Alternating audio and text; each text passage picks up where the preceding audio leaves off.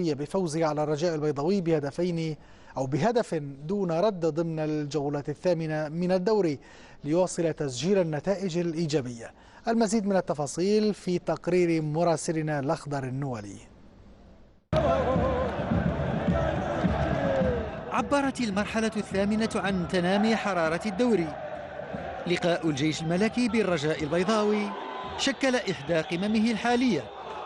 مدرب نادي الجيش سابق رشيد طاوسي قاد ثاني لقاء له مع النسور، في مقابل مدرب الرجاء السابق خوسيه روماو الذي يقود هذا الموسم سفينة الضباط.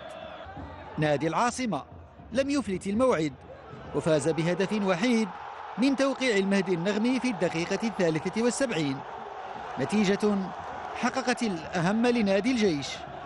بمجهودات اللاعبين والتعليمات اللي تيقول لنا مدرب روماو، الحمد لله احنا غاديين في الطريق الصحيح. بدينا تناخذوا المسار ديالنا اللي معول عليه هذا الجمهور هذا، وان شاء الله هذا الانتصار تنهدي هذا الجمهور هذا وفرحناه لان كان محتاج لهذه الفرحه هذه.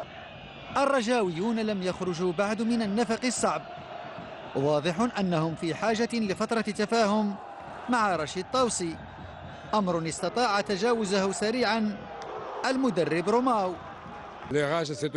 الرجاء ناد كبير جدا، لعب مباراة قوية من الناحية التكتيكية أمام الجيش الملكي وهو أيضا خصم عنيد.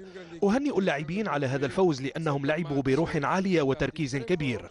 في حصيلة مباراة الجارين 3 نقاط لنادي الجيش مكنته من المرتبة الخامسة ب11 نقطة، أما النادي الأخضر فلم يتجاوز المرتبة الثامنة برصيد 10 نقاط.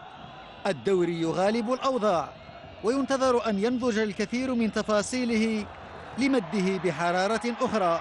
الأخضر نوالي بإن سبورتس، الرباط.